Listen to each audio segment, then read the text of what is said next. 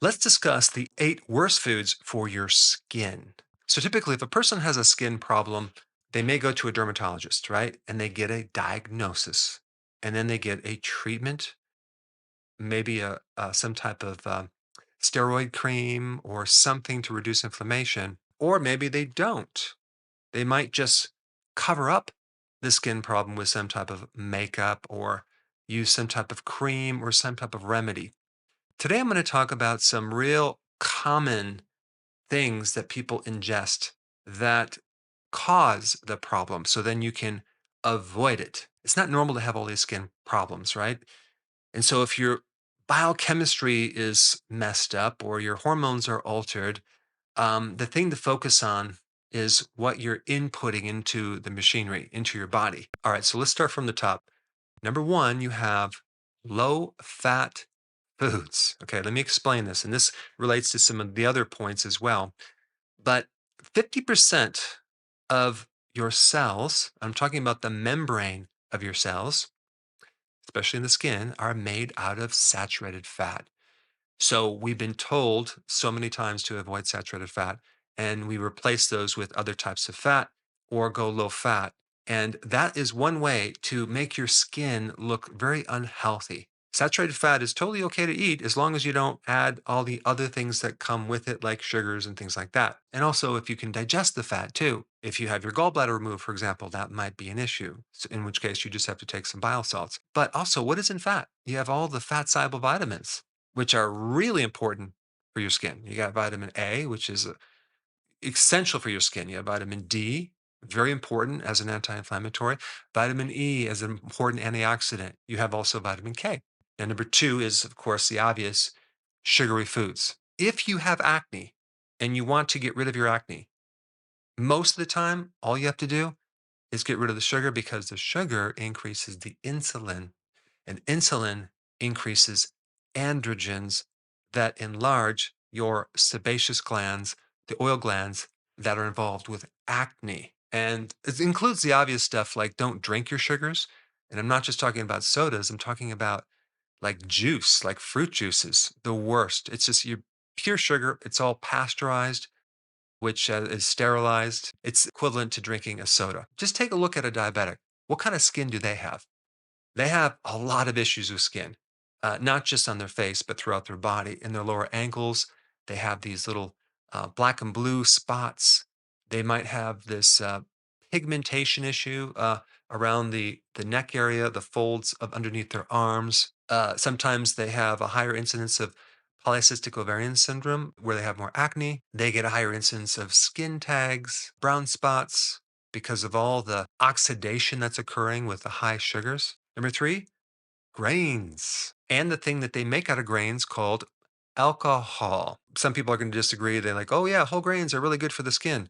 Really? So, what part of that grain is good for the skin? Is it the gluten that ends up creating bowel issues that then creates all sorts of problems with your skin, psoriasis, eczema, even other autoimmune diseases on the skin itself? You got lectins in these grains.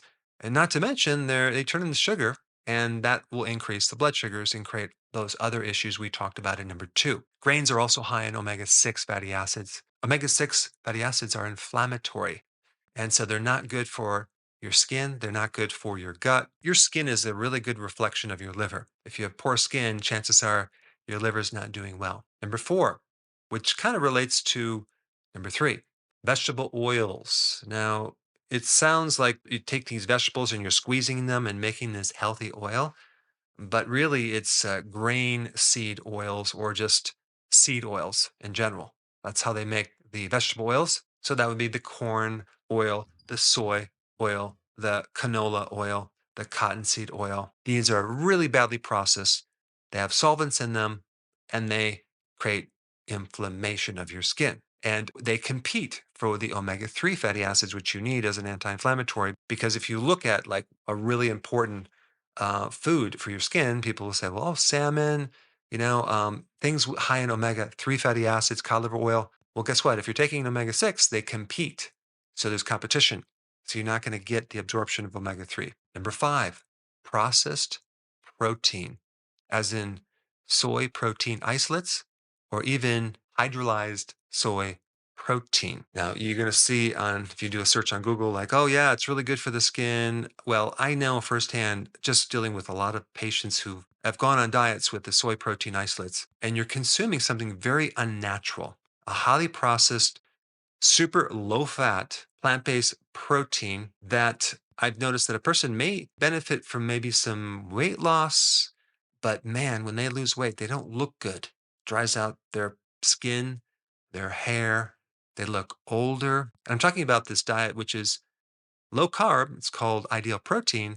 They use very poor quality proteins, and that's what soy protein is. It's a lower quality, not very bioavailable protein. I mean, maybe it might be good for animals, certain animals like horses and things like that, if they need more protein because it's a legume. I mean, horses are not carnivore, they're vegan, and so are cows and sheep and goats. But when humans start doing this processed protein powder, there's some side effects. If you look at the side effects from soy protein isolates, you get bloating, skin problems, skin allergies, headaches, indigestion, fluid retention, obesity, and I'm not kidding, that was one of the side effects, as well as diabetes. I mean, look it up. Very interesting. I recommend doing a quality, very natural protein like eggs, fish, seafood, grass fed meats, things like that. But eggs, especially the yolk, is really, really high in vitamin A.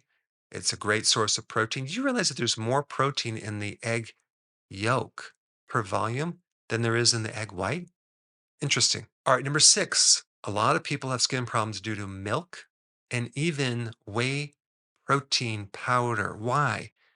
Because this milk is meant to grow an animal, and then when you consume it or products of milk, sometimes those hormones can affect the sebaceous gland and give you problems with your acne. So milk may be a problem for you. Next one on the list is low antioxidant foods, okay? Like let's say you don't consume any vegetables, or you're doing white bread, or you're doing processed food, or you're doing junk food. All of those don't have antioxidants. And the antioxidants in the food that normally comes with healthy food, not just vegetables, but even grass-fed meats have antioxidants as well. All of that protects the skin against damage like from the sun, from pollution, all these things, and even from eating sugar. And when you're out in the sun and you don't have enough of these antioxidants, you might be at risk for getting skin cancer and more problems with the skin. So it's the antioxidants that protect the skin. And number eight, gut flora destroying foods. That would be like the artificial sweeteners, sterile foods like box foods, canned foods, pasteurized, you know, juices and other foods, refined foods, soups, things like that, things that have a long shelf life. When you destroy the gut flora, you end up with rosacea. That's that red cheeks, and your skin does not look that great. And so your microbes live on fiber. And so a wide variety of different plants, like salads, combined with protein would be a really good combination for helping your skin. So the variety of vegetables in your salad also increase the diversity of microbes, which can help you. So when you have this low fat processed plant-based protein powder and think it's really good for your skin, you might want to think twice. The skin does really well on higher amounts of fat, lower amounts of sugar, nutrient dense with lots of phytonutrients. Now, a couple other things that can really help your skin. I've talked about this in other videos. Fasting. Fasting increases autophagy. Autophagy cleans out the old damaged cells of your body and rejuvenates your skin and other tissues in the body. Fasting also increases the diversity of your microbiome, which is interesting. The sun is good for the skin as long as you don't get burnt. You need that vitamin D for the skin. And if you ever see people that don't get any sun, the skin does not look that healthy. So you want to get some sun, but not to the point of being burned. Cod liver oil is my go to supplement. It has not just vitamin A, which is essential for the skin, but omega 3 as well, and vitamin D all together. Whereas fish oils don't have the vitamin A, only the omega 3 fatty acids. Stress reduction, very important. I have noticed people have skin problems just by going through a lot of chronic stress. So do what you can to eliminate the stress. And also to counter that, I would do more exercise as well. That can help release a lot of the built up stress that you have. And of course, the obvious things like decreased smoking.